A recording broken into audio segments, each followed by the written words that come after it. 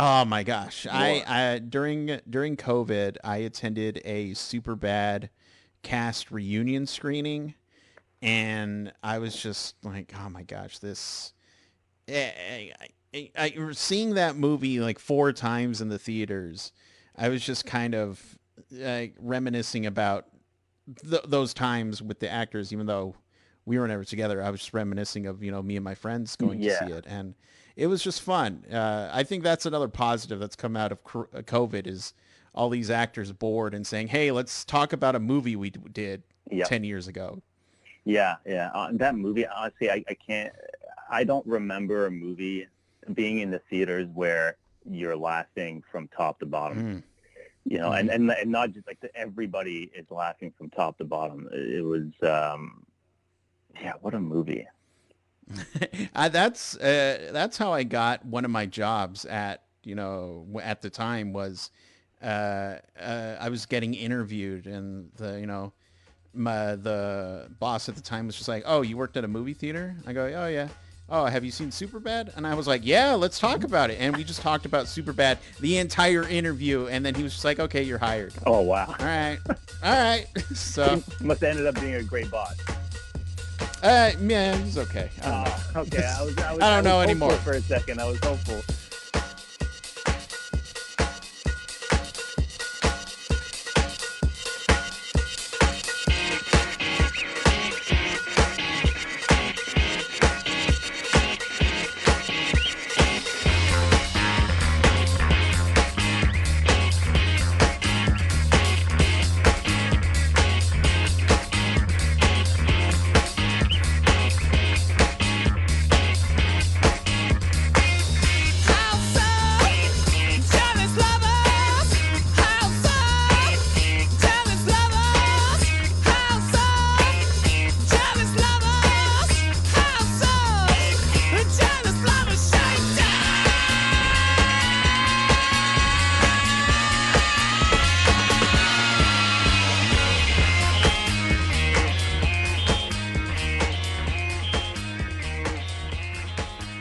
Welcome, everybody, to Casting for Two, the podcast, as always, hosted by me, yours truly.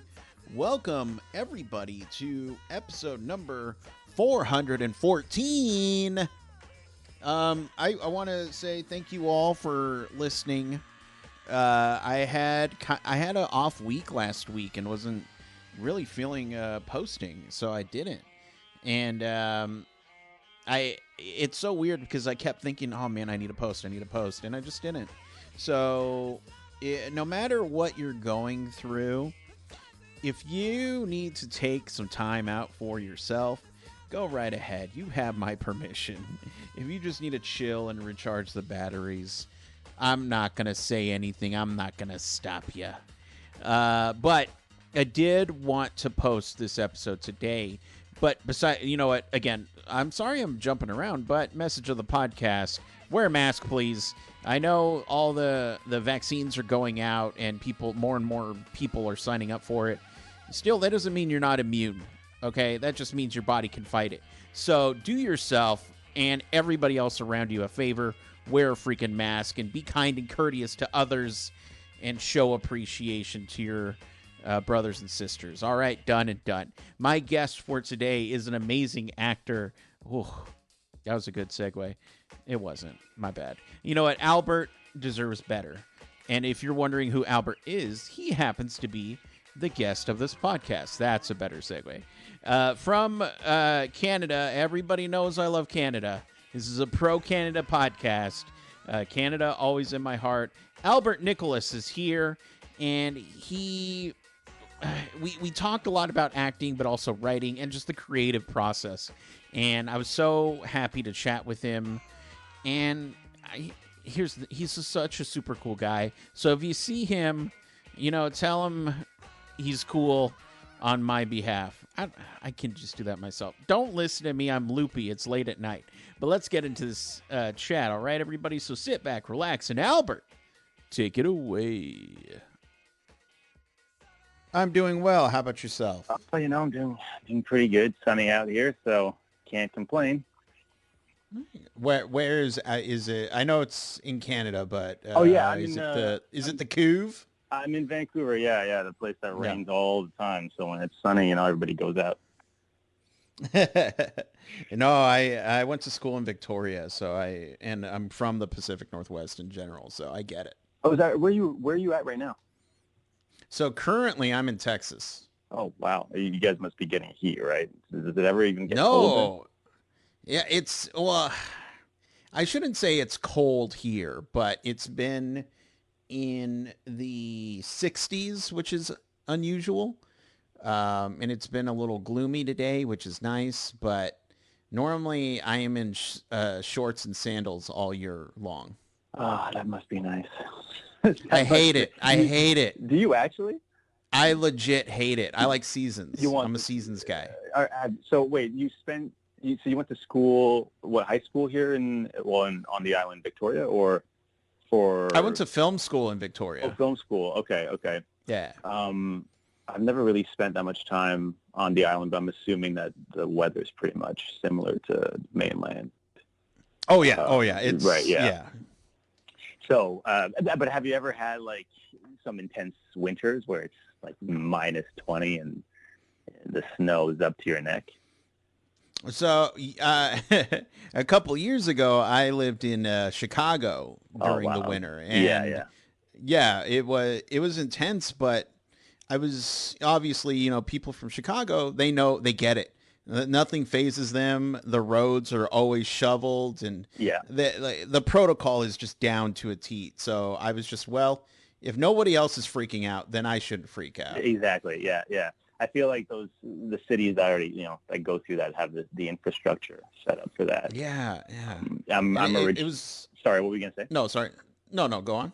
I was going to say I'm originally from the East Coast, so Mm, I'm used to the minus 30 sometimes, and as soon as it snows, you have like 50 snow plows on the road just going at right. it.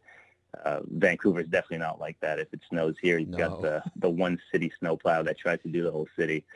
So it's a kind of That's when he wakes up from his slumber and just goes, yeah, "I'm needed." yeah, exactly. I needed this day. It's about time. Every day he looks out the window and just hopes for snow. It's like, dude, it's August. What are you That's right. doing? Yeah, man. One Just, day. just just go to the beach, man. No, they'll need me. Yeah. Oh yeah. Uh, Texas. but and I've always wanted to go to Texas. Actually. you should. I mean, I'm. Don't let my negative attitude towards Texas, influence you at all. Because Austin is a super fun city, and that's what I have a lot, more fun going to. I'm in San Antonio, so it's okay, but Right. I definitely have had a lot of fun times in Austin. So Right. Yeah. That's what I hear. That's what I hear. I gotta check it out sometime. I mean, there's so many states. There's so much to see in the U.S. Right. So mhm. knocking them out it'd probably take a lifetime unless you just do it in like if you have a year to just do everything, which never happens in this industry. But yeah.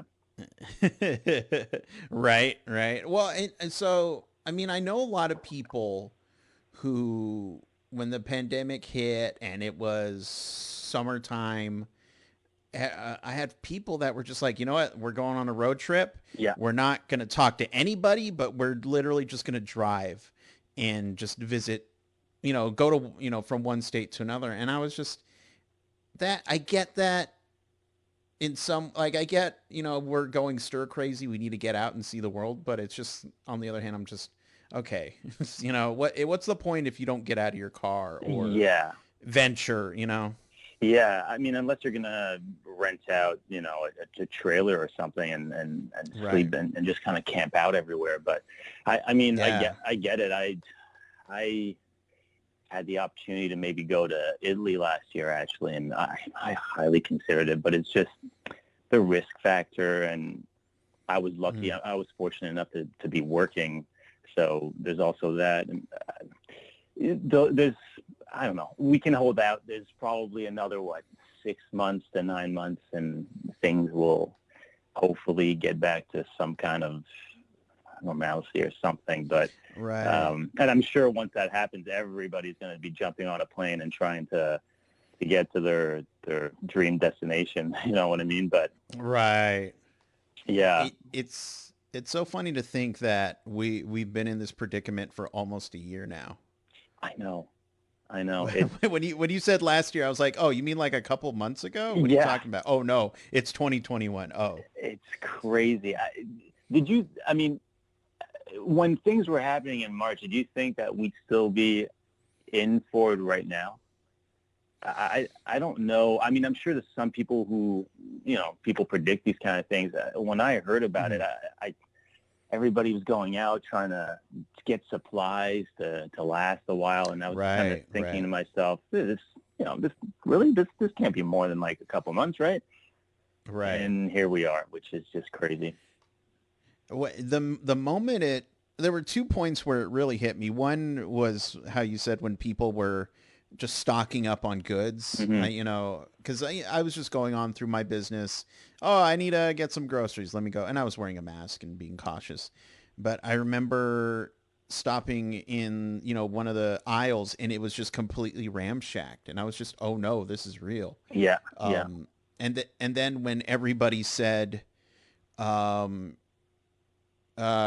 for the summer, everything will be fine. We don't, because, and blah, it's going to be gone. And then when the summer came and numbers went up, I was just, oh no, we're just screwed. We just need to not do anything. Okay.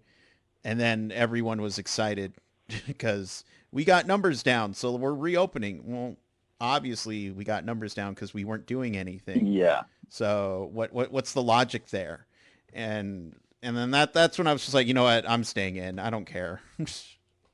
Yeah. How's the situation where you're at? Is it somewhat better or? No, not at all. Not at all, right? No, Yeah. not at all. We're pretty fortunate up here. I know. So I have a friend who lives in Toronto, and I'm always asking her, how's it going? What her numbers look like. And one day she goes, oh man, we had 300 cases today. So people are a little freaked out. Yeah. And I was like, 300 cases? Yeah. What? And I said, in our city alone, we had over 3,000. That's crazy. And she was just, what? And I go, and that's just my city. That's not the state. And it's, I don't want to get political, but I mean, and I don't know, the political state everyone is in Canada, but leadership, from what I've seen, feels like they're taking it seriously, at least by wearing a mask. Yeah, I think and it's enforcing things. What's that? And just enforcing, stuff. Yeah, for sure. I think and especially Toronto and Ontario and Quebec, they're definitely much more strict even than BC. And they went into on Christmas Eve. They went into another lockdown for a whole month, and then it got extended, I think, until, if I'm not mistaken, until March. But here in BC, it's pretty. I don't know. We tiptoe through some lockdowns, and the lockdowns aren't really that strict.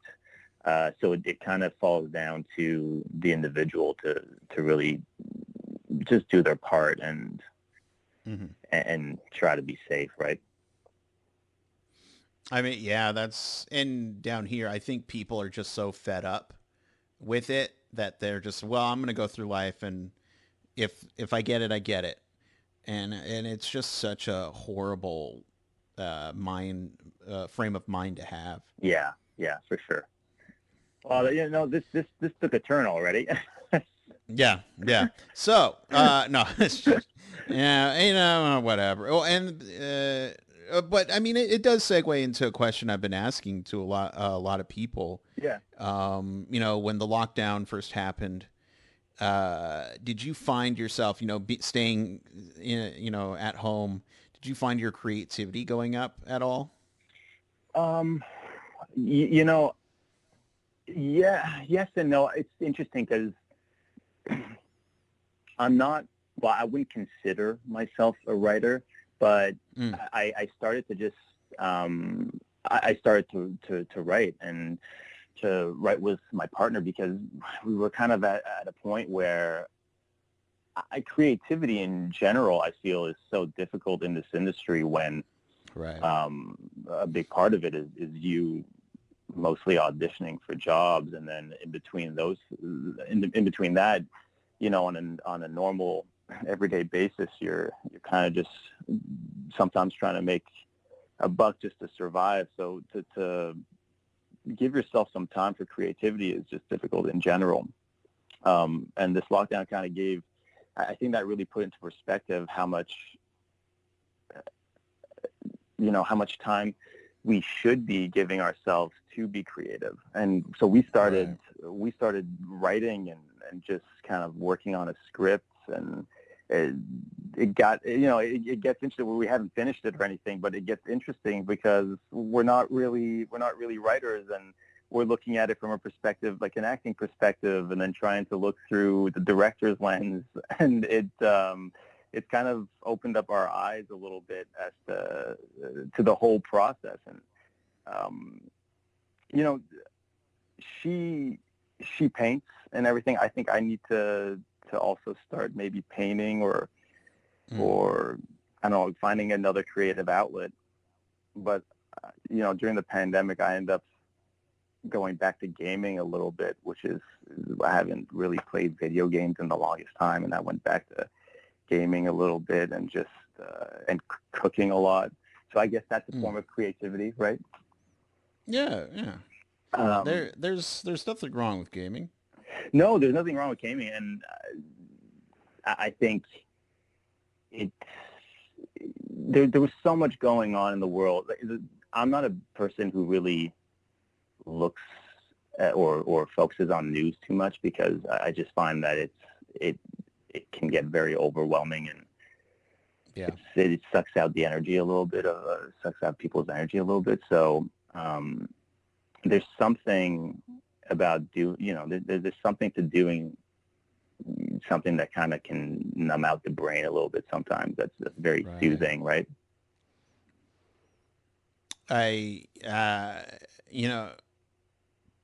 Gaming, it's something that a lot of my friends do, so that's just what I do. But to just truly go into chill mode, just zone out mode, I've been watching a lot of like Queer Eye and RuPaul's Drag Race, just all these shows that I'm just sitting there and just watching it, and just like, I don't have to think. You don't have to think, yeah. That's always nice. Yeah. I remember I was watching, my girlfriend and I started watching Killing Eve, and that is, it's a wonderful show, but I just got to the point where I'm so tired of thinking. I just want to just zone out and watch something. And there really aren't a whole lot. Well, and I don't watch too much TV. I'm more of a movie watcher, but there aren't too many shows out there that I know of that are just like drown out everything and just watch, literally just watch something. So. Yeah, no, I agree. I'm actually right now. I dove into Game of Thrones, so I haven't seen. I was like the last person on earth who hasn't seen it. Apparently, have you watched it? No, I have not watched it. Okay, so you and I have had something in common, because now I'm about halfway. But it's, I mean, there's a show that's the exact opposite of what you wanted to do, right? Because just trying to keep up. Sometimes I have to pause every like 5 minutes to ask myself, who did they just introduce? Am I supposed to know this person? So it's so well done, and some of the acting is just phenomenal, but definitely not a show where you can turn off your brain and just watch the screen. Yeah, no, and that's partly why I haven't watched that show. And, to be completely honest with you, after the Hobbit movies, I was just at this point where I'm kind of tired of fantasy. I can't do it anymore. And I don't know why it was the Hobbit movies that I was just like, you know what? I think I've seen everything. I'm good. Right. But were you a big Lord of the Rings fan? I enjoy. I mean, I wouldn't say a big fan, but I do enjoy the movies. Right. But it was just a certain point where I was just like dragons are cool, I guess. I don't know. It's just not my thing. I'm Right. just Right. like, No, I get that. But no, well. I hope you're not writing anything with dragons. No, no, I'm not. I'm not at all. All right, But all I mean, right. I get where you're coming with that. I mean, when I watched Lord of the Rings, that was at the time that was enough for me. I didn't actually see the Hobbit movies or anything, Mm. because kind of like you, fantasy. I mean, sometimes I just really need a good Bad Boys movie, you know what I mean? Just something that has Yeah, some yeah. comedy, a bit of action, and doesn't take And Mike too much. Lowry. Yeah, exactly, Mike Lowry. Exactly. Anything with Mike Lowry will be a good movie for me, you know?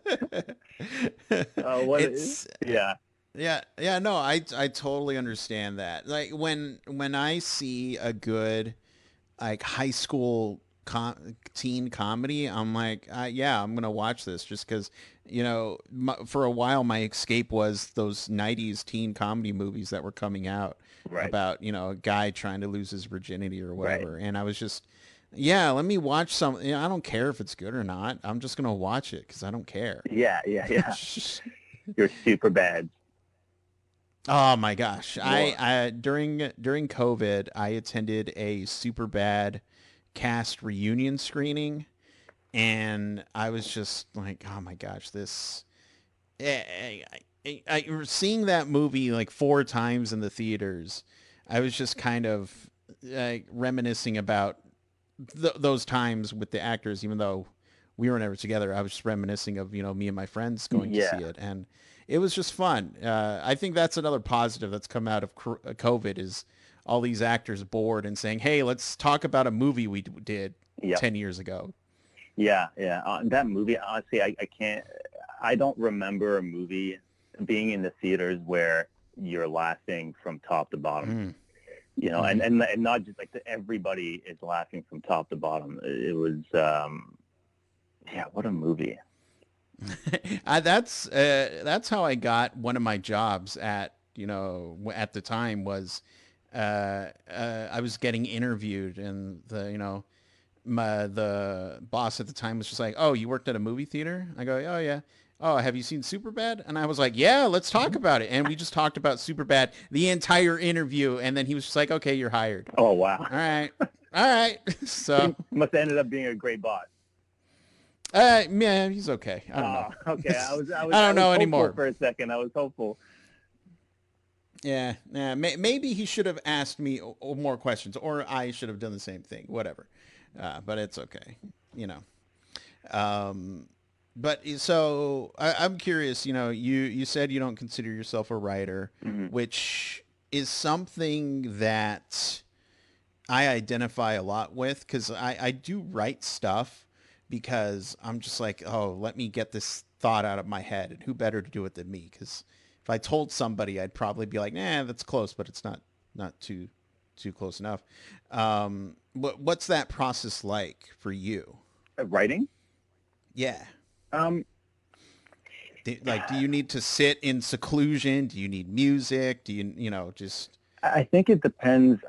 There's points in my life where recently, actually, in the last couple of years, I started writing poetry, and mm, it would usually come out of a pretty dark place, I guess, mm, where I just stream of consciousness would just kind of start writing poetry, and I suppose in those instances, it's much more just me kind of secluded in my own, and I'm just whatever comes to mind, I'll write it on the page or mm, whatever, type it out or whatever, and kind of leave it at that. But when it comes to writing the script, for instance, it was very much.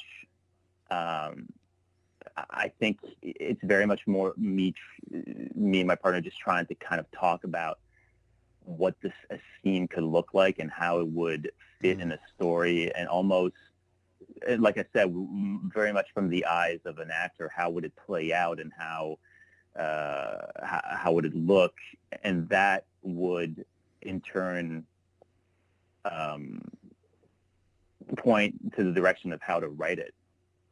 And I don't know if that's how, I'm actually curious to see, you say you're right. I'm curious to see if that's how someone who writes constantly thinks about it, or or are you just writing, just what's in your head, you're writing it out, and not really thinking about how it's going to play out visually. Mm-hmm. Right. But for me, it's very much a visual thing before it's even put down on paper. Gotcha. Is that the same for you, or are you writing it down first and then picturing how it's going to look visually? For me, visual, yes, that's number one for me. But I do enjoy a good, just kind of like, okay, I'll have A, C, and just try to connect them together where I don't know what's going to happen. I'm just like, let's see what happens. And by the end of it, I'm always just kind of satisfied when I'm in the middle of writing and I was just like, oh, I can connect this with this. Oh, I didn't even Right. think about that. Boom, and it's in there. Um, the first things that I think about when writing is the ending. If the ending isn't something that I would want to film, then I'm just like, I don't really care. Oh, But that's interesting. if it, yeah, and whenever I do film projects, the ending is always the first thing I edit because I really want to see how it came out, and then after that, I feel like everything falls in line. You said you studied film. Now, filmmaking. Were you studying to be a director, or did you ever want to be an actor at all? Or It's so I was taking more of behind this behind the scenes, and it was a mix of directing and editing and screenwriting, just all that. It was doing all of that, right, but there was a point where some of the acting classmates had graduated, and then we had a void, a little void, and I would just be like, yeah, I'll act. What do you want? What do you need me to do? Um, and it was really fun to just do stuff like that. I don't ever see myself being a title character, but if that title character has two friends, let me be one of the friends. I'll have fun right. with that. And So, did so you never went out and actually auditioned or anything like that? oh, I've done a couple of auditions that were horrible because I feel like it was out of my range. Just because from talking to me, I don't think you can get the hint of a like big time drug dealer. And and that was one of the roles that they said, yeah, audition for a drug dealer. I was like, I've never hung out with a drug dealer. I don't know what's going on here. So, oh yeah, I'll look big and bad. Ooh, no, Right, it's not going to work out. right. But I would, and again, I've talked to many actors about this. I would love to just go and audition. The end goal not being really into the part. Like, I don't really care if I get booked. I just want to go to the auditions and just see what it's like, see what that process is like. Right, right. Have you ever thought about working on the other side as a casting assistant or something to see what Oh, happens in the room the whole time? oh, honestly, I've never thought about that, but that sounds very interesting. Yeah, it's definitely a trip. It's definitely I got to work as a casting assistant for Hmm. maybe 2 years or so, and it really kind of puts in perspective the whole process and how you just like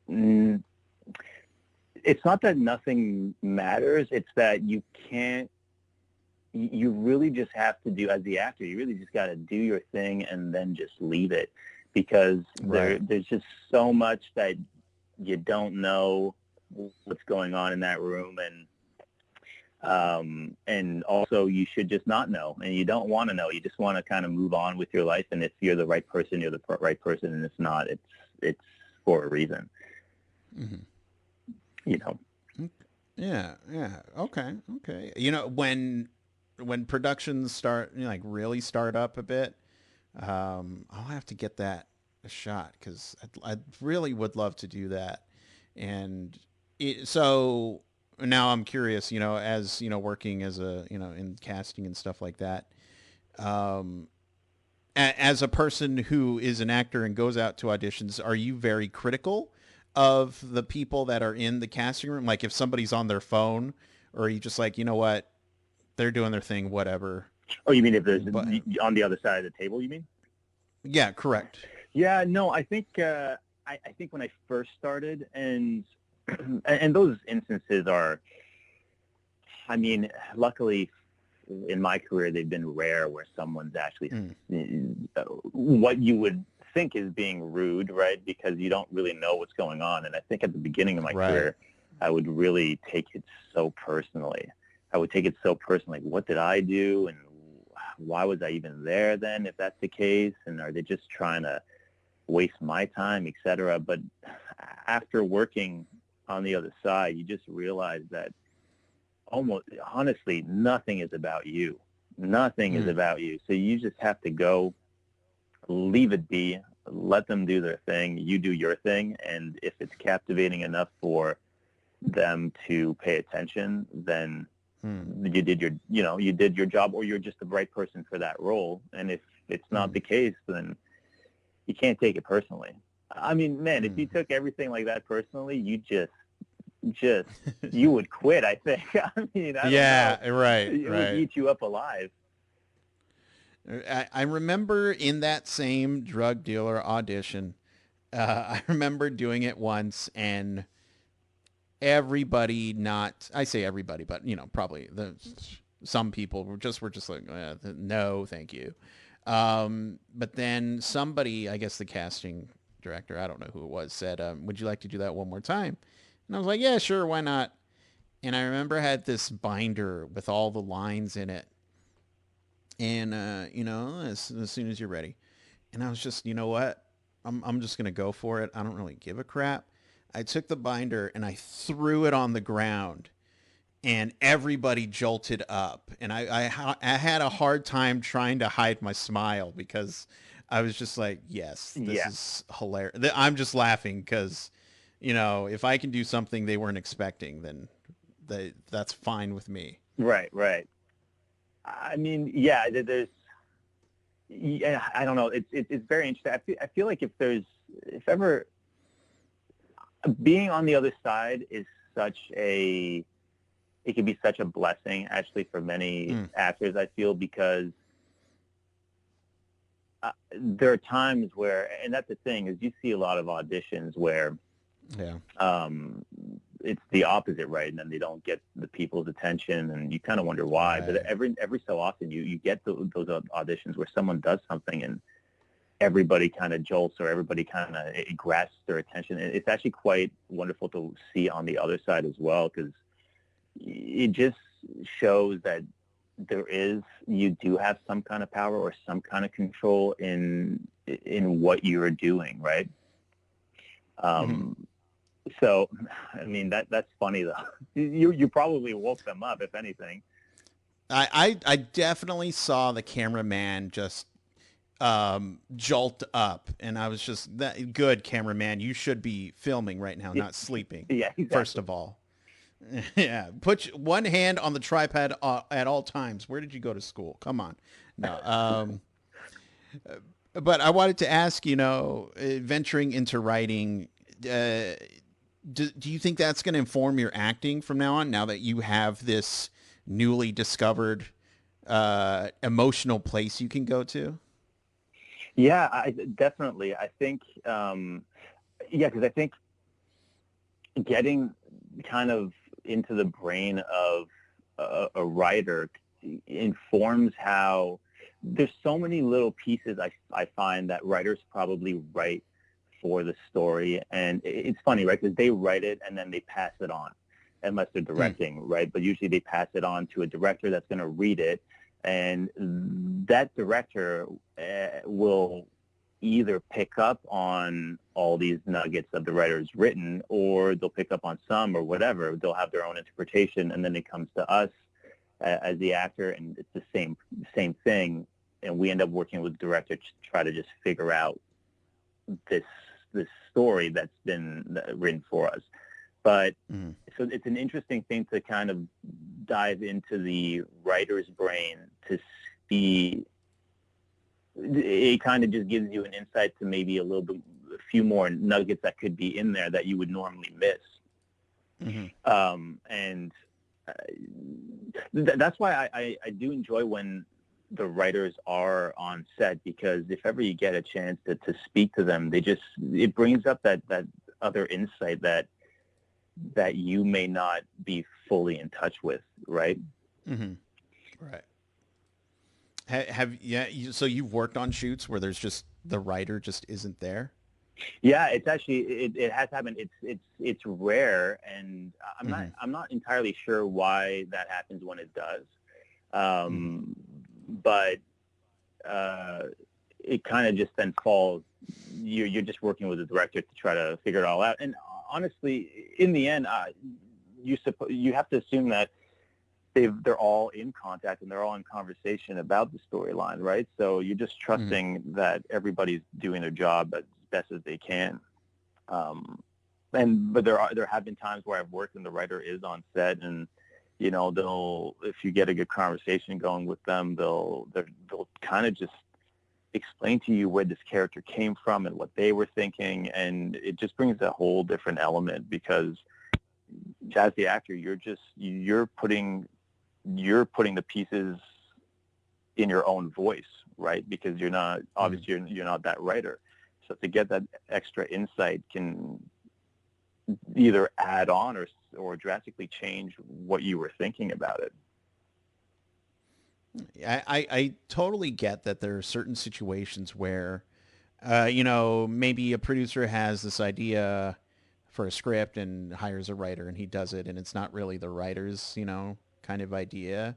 But it does blow my mind to hear that, sometimes writers just aren't on set because, they're just not there. I'm just like, but it came from them, It's like, why wouldn't you want the source guy here or the source person here? Yeah. But again, there are all sorts of certain situations that I get. Maybe it's a really old spec script and the writer just really doesn't give a crap about it because it was 15 years ago. I get there's certain situations, but I mean, why not? Yeah, why not be that? Yeah, well, then you get the writers who it becomes their baby, right? So they have every specific detail they want inside, and then sometimes you just to hit every one of those things is I don't know. I wouldn't say impossible because everything is possible in some regard, but sometimes you can't hit all of it, and especially with the way that things are shot, and things are shot so quickly now that there are things get missed, sometimes for the better, sometimes it's just a miss, but everybody's just trying to do their best in the end. Right. As venturing into this new creative outlet, and you were saying earlier you'd love more creative outlets. Is more behind the camera work interest you? Like, do you want to produce? Do you want to direct? Do you want to, I don't know, do you stunt work? Does that starting with writing, does that make you want to do more? Yeah, I mean, I'd love to direct for sure one day. I'd love to start shadowing a director whenever I get the chance, and kind of start dipping my toe, in that realm. Producing, I don't know. At the state, I mean, in the state I'm in now, producing just sounds kind of like a headache. You know what I mean? Like they go through the ringer, and I mean, all the power to them. I don't know how they do it, and my brain sometimes I just don't think my brain works fully like that right now. But they're troopers for sure. And stunts is an interesting thing because there have been times on set where there's a small stunt, and they'll ask you, "Are you comfortable doing this?" And I mean, I love doing what I can, but also stunt people are just a completely different breed. Yes, 100%. Yeah. The mindset, the physical, the way, everything about them is just such a completely different breed, and if it wasn't for them, a lot of the stuff on screen, we wouldn't look as good. They really make us look that much better. So, I mean, as much as I love to do some of the stunts, I know that sometimes just step aside and let the professional do it, because you're either going to get really hurt, or it's just not going to look good, man. It's just not going to look good. Right.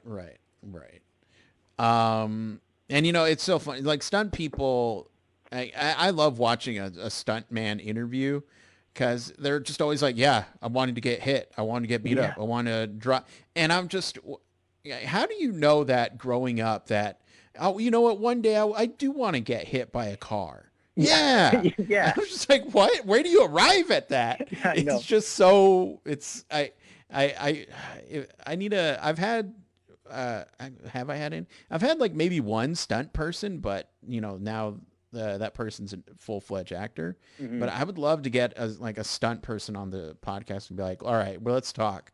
What's wrong with you? No, I'm just kidding. Not what's wrong with you, but like how, why, why? Yeah. And how they're, I was on one show once, and there's a stunt guy. They have to do this stunt where he gets violently thrown against this metal, kind of like a metal, kind of grate thing. Anyways, he got thrown into it, and it fell before he did, and he landed on it like right in his ribs. He landed right on his ribs, and you could hear him actually let out the cry, right? Like he was in pain. And then they cut, and they're obviously all asking, like, "Hey, are you okay? Like, is everything all good?" And the stunt community in that case, they all look out for each other so well. And he got up, and he was just so. The first thing that came out of his mouth was, "I can do this better." And I'm thinking, I'm thinking in my head, I just saw this. I'm like, no, bro, no, really? I think that was pretty good. Right. I think that was good. I think we can call it, but that's not my say, obviously. It's either did you get the shot, or I can do it one more time, or one more time, something like that. Yeah, and they won't. They don't say no. They will not say no. They know they can do it better, and which is in a way such a great mindset to just know that you can push your body to like that much further. That I don't know if that's the mindset that I can produce for something like that, but it's they're just so trained to the next level. As far as stories go, if there's one thing I love on the podcast, it's a good audition horror story. Oh, and I would prefer it, be of you acting, not, I don't want to tell, I don't want you to talk about a story of somebody that you witnessed during your time as casting. But do you have any audition horror stories? Oh yeah, no, I wouldn't talk about someone else's story. That's for me. I'm sure I have many, and I've blocked them all out of my psyche. Yeah, that's a common thing I hear. Yeah, I get it. You try. It's kind of that sports mentality, right? I played soccer for a long time, and as a goalie, and it's one of those mentalities where you let a goal in, you got to just quickly forget it if you want to stop the rest. But I think the worst one, the one that really comes to mind whenever someone asks me, I was auditioning for this mini-series that was the audition had a lot of medical jargon. And anyway, tried to learn as much as, like, I tried to really learn it, and a lot of the words were so complex.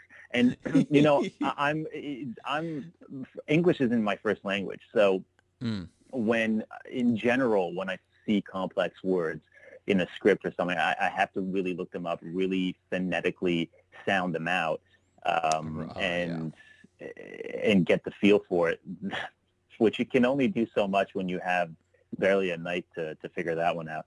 But it was one of those instances where the person before me, you could hear it in the room, was just everybody was having such a great time. And they came out of the room and they were just laughing, and it seemed like they were just best friends already. And then I was next, and I was so nervous because I knew the dialogue was just mush in my mouth. And,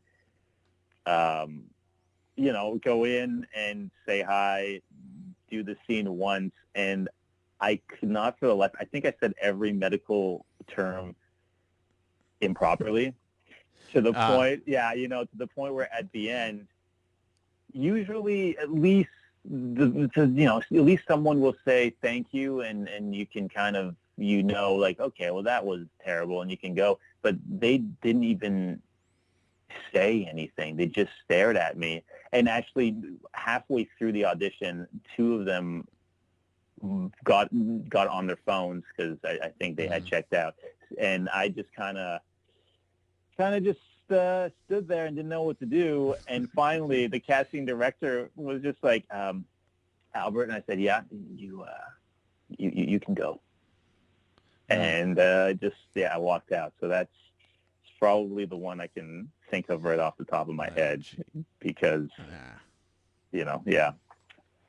well, I'm sorry they didn't at least give you a thank you. Well, that's sometimes that's all you need to, even though you know that you completely botched it. Sometimes that's all you need to hear to go on with your day. I mean, I don't think it would have. It'd be a Band-Aid if anything. Right. Whatever. Yeah. I bet that role was dumb anyway. That's, what, it was a series regular. Let's not kid ourselves, but it was dumb. Yeah. Yeah. It's all good. Now that medical jargon will be ingrained in my head forever if I receive it again. There we go. Yeah. There we go. You're going to be at a trivia night one day, and they're going to be, what is this, blah, blah, blah. And you're just going to have a brain blast. And you're like, I know. It's a random fact I know, and don't ask me why, but I know. There you go. And everyone's going to start thanking you then. Exactly. Yes. I'm not sure what we're going to be playing for, but it better be good. There we go. Yes. Albert, for the people at home who would like to keep up with everything that you're doing, the projects, all that good stuff, where can they do all that? Where can they keep track of you online? Best place to keep track is Instagram, albert.nicholas, Nicholas with an H. And yeah, I mean, got a good little film coming out on February 5th, Little Fish, which is actually a super timely movie considering the pandemic and everything. So, go check that one out when it comes out in theaters and on demand. And then, there's more to come. Some stuff I can't talk about, which I know people love when they hear that. Well, Albert, thank you so much for, chatting with me and hanging out. Anytime you want to come back on and just shoot the shit, I'd be happy to have you back. All right. Yeah, that'd be sweet. Thanks for this. Yeah, thank you. But continue to be creative, safe, and healthy. All right. Yeah, same to you. If ever I'm in Texas, I'll hit you up.